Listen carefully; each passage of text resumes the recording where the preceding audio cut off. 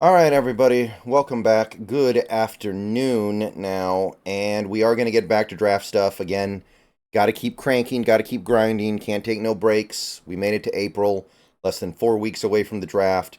Things can move quickly, things are going to happen. Big things could happen between now and the draft, so we got to be on top of stuff so we can get through everything.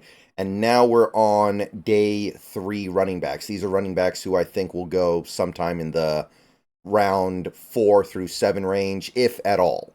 Some of these guys will go undrafted. Not necessarily in this video, but down the line.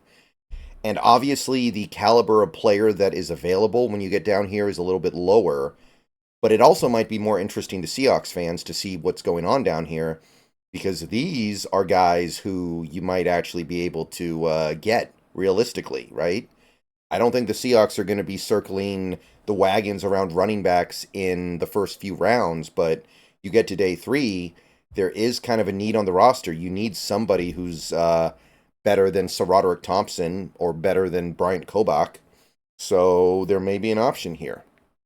So let's take a look at this first guy here, who I think will be an early day 3 pick, Bucky Irving of the Oregon Ducks.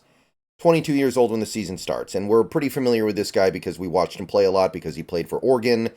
And if you play for Oregon, I'm going to see you a lot because I live on the West Coast and you see a lot of Pac-12 games. Smaller guy, 5'9", 192, 29.5-inch arms, 9.5-inch hands. So size is not on his side. Did not test very well. He had decent acceleration, average speed, and his explosiveness was basically non-existent. He jumped like an offensive lineman. So explosiveness, no. Now, PFF likes him a lot. They have him in the 3rd. Walter Football has him in the late 3rd. The other big boards have him in the 4th, as does the aggregate, which I think is probably where he ends up. But he's, again, on that line. He could end up being a late day 2 pick as well. Very productive the last 2 years. Averaged over 6.5 yards a carry. Had over 2,200 rushing yards from scrimmage. Caught almost 100 balls, 16 rushing touchdowns, 700 receiving yards. So the guy has produced a lot in an offense that makes it easier to produce in, right? Like that Oregon offense, it'll make your life just a little bit easier than most other offenses, won't it? So let's take a look at what he's bringing to the table here. He's a great pass catcher out of the backfield. And the NFL level, he should at least be able to provide pass catching ability out of the backfield. He's very slippery and hard to bring down. He's elusive in the open field. Got a lot of moves on top of moves on top of moves. Gonna make guys miss. Gonna get extra yards via elusiveness. Low center of gravity because he's so small, which is something that allows you to maintain contact balance, push through for extra yards, survive contact. Cuts and goes with decisiveness. When he sees the hole, he plants. Goes upfield with authority. He's got good ball security, doesn't fumble, runs with some degree of power.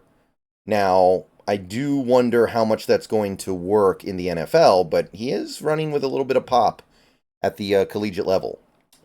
He does drop too many passes, although some of that is because he gets targeted so much. I think his hands need to get better, because that's going to be his calling card in the NFL probably. Undersized. Sometimes he's a little out of control when he makes his cuts, like he'll just trip over his own feet. He's not where he needs to be as a pass protector, which is a problem if he's going to be a 3rd down back. He's not speedy and he's not explosive, so he's not going to turn a 20-yard gain into a 50-yard gain with his speed. He's not going to use his explosiveness to turn a small play into a big play. And he's a little bit impatient. He doesn't wait for the blockers to set up. He'll just throw himself into the pile sometimes. So I don't know where Irving fits in here. There are a lot of holes in his game. And the combine performance was ugly. So there's a lot of stuff he's got to work on. I think that he's a 5th rounder with some talent, but is he going to be a 3rd down back? No, he can't block. Is he going to be an early down back? I don't think so, because he's just kind of impatient. He's boom or bust kind of, and he doesn't have the testing to turn the booms into big booms, it feels like. Is he going to be a short yardage back? No, he's probably too small. So I don't know what Bucky Irving's going to be, but I'd take him in the 5th round because he's got talent and you can probably figure it out. Next up, we have Audric Estime of Notre Dame. Going to be 20 when the season starts. Another one of these really young guys. And this guy kind of makes me think of Kyron Williams a couple years ago in the draft, actually, which Kyron's worked out really well, but I mean more in the sense of how I felt about him as a prospect at the time. I'll get into why in a second here. 5'11", 221 pounds, 32 and 3/8 inch arms, 10 and a quarter inch hands. So he's decent size, over 220. The testing numbers were mixed. He was very slow, runs a 4.740. Okay acceleration up to top speed. Not that his top speed is very good. The jumps were great, however. He's got a lot of explosiveness, and he cranked out 23 bench press reps, which is good. PFF has him in the 4th. ESPN and CBS have him in the 5th. CBS actually has him close to the 6th, and the mock draft database has him in the 4th. So, going to go somewhere probably on that day 3. Very productive last year for Notre Dame. 1,341 yards and 6.4 yards a carry, 18 touchdowns, and he caught a handful of passes as well. Not a big part of his game, but produced a little bit as a receiver. His vision from the backfield is impressive. He's got vision to see where the hole is developing and go to it. So I like his vision. He's got good hands. I know he didn't use them a ton at Notre Dame, but he does have good hands. He can break tackles. He can plow through tackle attempts.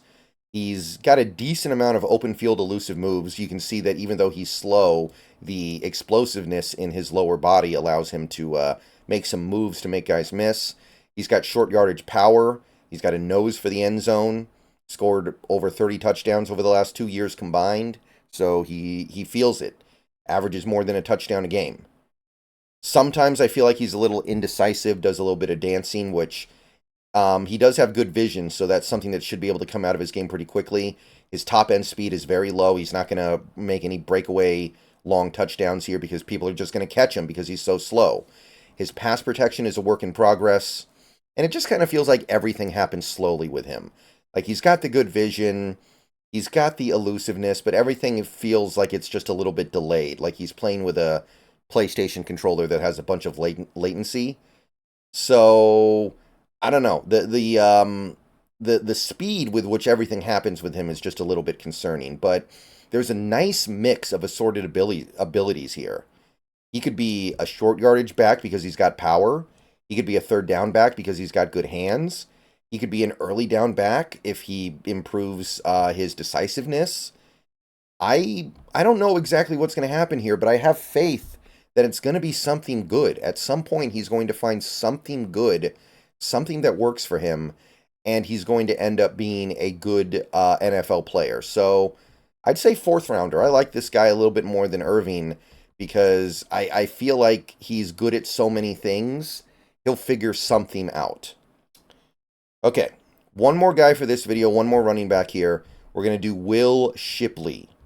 Will Shipley of Clemson, fun little player. 22 years old when the season starts, 5'11", 206 pounds, a little bit on the smaller side, 30 and a quarter arms, 9 and 5/8 hands. Big boards, PFF puts him in the 4th, so does Walter. CBS and ESPN have him around the 5th. ESPN has him close to the 6th. The database has him in the 4th, so he's hanging around in that range of things. 2 fairly productive years, almost 2,000 yards rushing, 5.3 yards per carry average or so, 20 touchdowns. Over the last 2 years, he's caught about 70 passes for close to 500 yards, so also making things happen as a receiver. It is worth noting that his 2023 production dropped off significantly to his 2022 production, however. The things about Shipley that are nice, he gets up to top speed quickly. He did not test at the combine, but he's got good acceleration on a field. He can run receiver routes. Like, he's not just a check down option. He's not just a dump off safety valve. He can actually run receiver routes. He's elusive and shifty once in the open field. You can get him out in the open, get him out in space. He'll make guys miss. He'll make moves to get free. He's got some kick returning skills as well, and that might actually be really important here. We could use a kick returner with running back skills because with the way the rules have changed, it is possible that a kick returner who can make one cut and go, just find the hole, find the crease, cut and go, is going to be deadly. So if you can get a running back with kick return flexibility, which this guy should be, you might be cooking. He understands how to set up a run with his blockers as well. He's got good patience. He understands that If he goes here, his blockers will go here, and then he goes there, and the defender goes there, etc., etc. He's playing chess out there.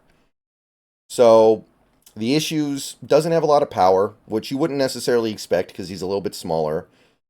Even though he's a good receiver, his hands are not great. His expertise as a receiver seems to be more about route running and putting himself in position to make the catch. And he does that so much he makes a lot of catches. But I think his hands need to get a little bit better. Doesn't possess great vision running between the tackles. Just kind of throws himself into the pile rather than finding the hole. He's certainly got better vision when he's running to the outside. And 2023, everything was just down a little bit, right? You look at the numbers, it's kind of weird. I mean, this guy's relatively young. He should be getting exponentially better with every season that he plays at this age, but it didn't happen. So I like Shipley a pretty good amount because the special teams value kicks it into overdrive for me. I think the big boards mostly have it right with Shipley right now. Admittedly, I don't think they're like way off or anything. I'm not suggesting anything like that. But the special teams thing has my attention. I'm looking at this and I'm thinking to myself, this could really work because not only are you getting a third down back with receiver abilities and good vision and good speed, acceleration, you're also getting a guy who could be a really nice kick returner. So I'd say fourth rounder. I think he's going to be a lot of fun. I like him. I'm intrigued by him. And if we used a fourth round pick on him, I would not be upset at all because you're getting a quality fourth running back, but you're also getting a guy who I think will be maybe a third running back sooner rather than later. And I think you're getting a good kick returner. And he's not the only guy in this class that I feel that way about. All right, that's your first batch of day 3 running backs. Let me know what you think of this crew. Be seeing you guys later. Another video coming in a little bit. Go Hawks.